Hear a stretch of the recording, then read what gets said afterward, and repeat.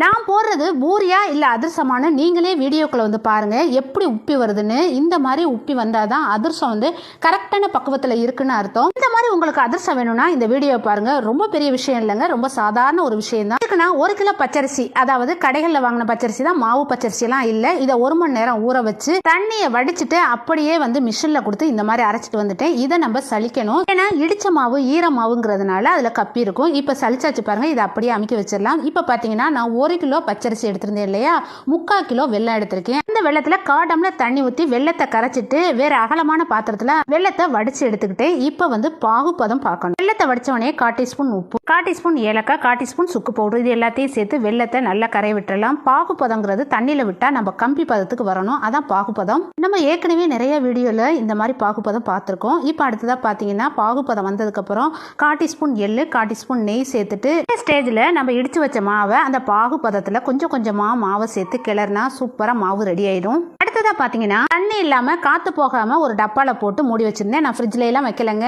வெளியில 2 நாள் வச்சிருந்தேன். 2 நாள் கழிச்சு ஆடையில கொஞ்சமா ஆயிலோ நெய்யோ தடவிட்டு தட்டி எடுத்து ஆயில்ல போட்டாக்கா அழகா உப்பி வருவாங்கங்க. இது அம்புட்டு ருசியா இருக்கும். ட்ரை பண்ணி பார்த்துட்டு எப்படி இருக்குன்னு